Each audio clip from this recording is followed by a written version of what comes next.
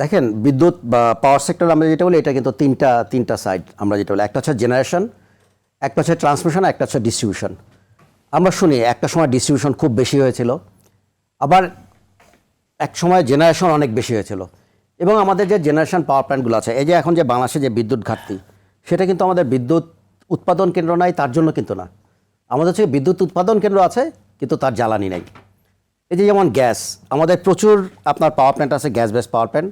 একটা সময় ছিল বাংলাদেশে প্রায় 90% আপনার পাওয়ার বিদ্যুৎ তৈরি হতো আপনার গ্যাস থেকে, তো এখন মোটামুটি অ্যারাউন্ড 50%-এর মতো।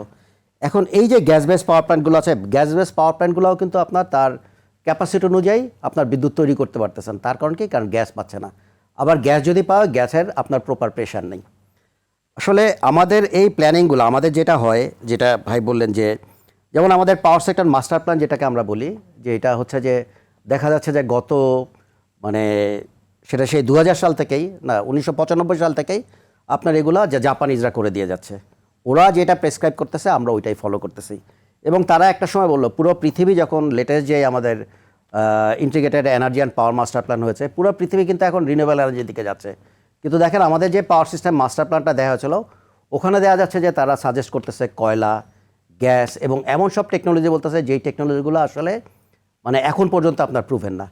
এখন এই টাইপের এই যে একটা জিনিস, যে আমরা যেটা বললাম যে আমরা আসলে যে অন্যদের দ্বারা কেন বায়াস হচ্ছে, আমাদের এই যে প্ল্যানিংগুলো যে শর্ট টার্ম, মিড টার্ম এবং লং টার্ম, এই প্ল্যানিংগুলো আমাদের যারা এক্সপার্ট আছেন, বাংলাদেশের যে এক্সপার্ট নাই আমি তা বলবো না, আমাদের এক্সপার্টদের দিয়ে কেন আমরা করি না?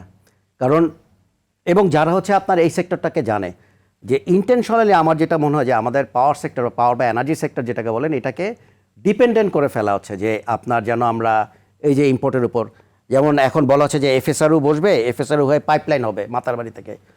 আমাদের ভোলা যে গ্যাস ফিল্ড আছে এটা তো অনেক আগে থেকেই জানা, এবং ভোলা থেকে গ্যাস পাইপলাইন দিয়ে গ্যাস নিয়ে আসা বলছে এটা অনেক কস্টলি হয়ে যাবে। তো এইটা কস্টলি হয়ে যাচ্ছে, কিন্তু আমরা মাতারবাড়ি থেকে গ্যাস পাইপলাইন দিয়ে আনবো গ্যাস, ওইটা কস্টলি হচ্ছে না। কাজে এই জায়গায় কিন্তু একটা প্রশ্ন থেকেই যায়। আসলে আরও একটা বড় যেটা হচ্ছে যে আমাদের যেমন গ্যাস, যে আমি রিনিউয়েবল এনার্জিতে পরে আসবো, যে মূলত আমি রিনিউয়েবল এনার্জি নিয়ে বেশি কাজ করি। তো আমাদের এই যে নিজস্ব গ্যাস, যে আমরা যেটা বললেন যে আমরা জানি যে আমাদের মানে অফশোরে ইন্ডিয়া কিন্তু আমাদের যে বাউন্ডারি আছে ওখান থেকেও গ্যাস আপনার তুলছে, মায়ানমারও তুলছে। বাংলাদেশ তো না পাওয়ার কোনো কারণ নেই, কিন্তু বাংলাদেশ কেন তুলতেছে না? আমরা কেন তুলতে পারতেছি না?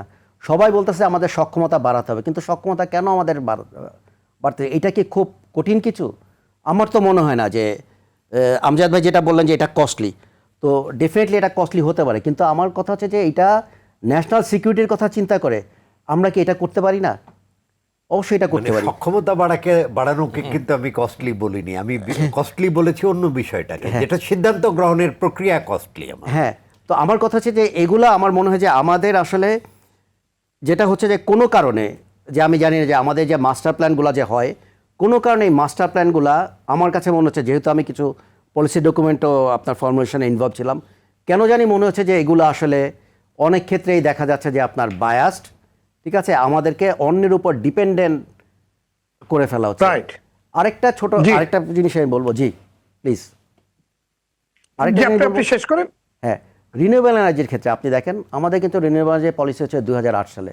আপনি যদি আমাদের সারাউন্ডিংস কান্ট্রিগুলো দেখেন, যে ইন্ডিয়া, পাকিস্তান, শ্রীলঙ্কা, প্রত্যেকটা দেশে কিন্তু তাদের টোটাল পাওয়ার জেনারেশন ক্যাপাসিটির রিনিউয়েবল এনার্জি পোর্শন হচ্ছে মিনিমাম 20%।